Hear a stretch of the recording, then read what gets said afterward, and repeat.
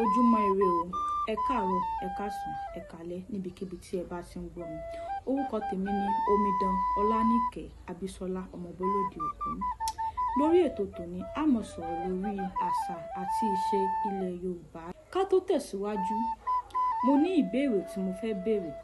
Ṣé bí àṣà àti ìṣe ilẹ̀ Yorùbá ṣe wà ní ayé àtijọ́ ló ṣì wà ní ayé ìsìn?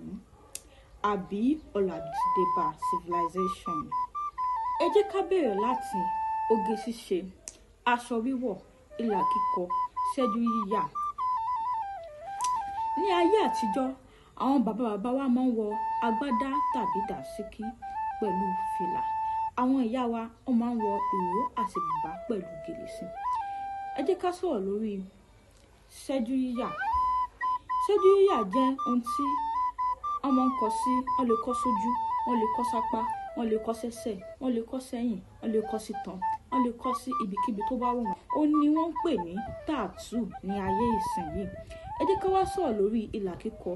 Ìlà kíkọ jẹ́ ohun tí wọ́n fi máa ń dára wọn mọ̀ ní ayé àtijọ́ pé ará ilé bí lélẹ̀, ará ilé bí lélẹ̀, ibi ni eléyìí ti wá. Tàbí a ti máa ń kọ láti fi kún ẹwà wa, ká ti lè fi rẹwà sí i. Ṣé wá rí pé gbogbo ohun tí mo kà kalẹ̀ yìí ó ní wọ́n sì ń ṣe ní ayé ìsìn yìí, ṣùgbọ́n ìyàtọ̀ díẹ̀díẹ̀ nìkan ló kàn wà ní ibi bẹ̀.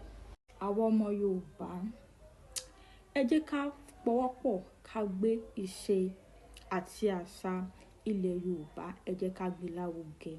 Ẹ má jẹ́ kó ti ọwọ́ tèmi àti ẹ̀yin, ẹ má jẹ́ kó ti ọwọ́ wa bàjẹ́. Ire o.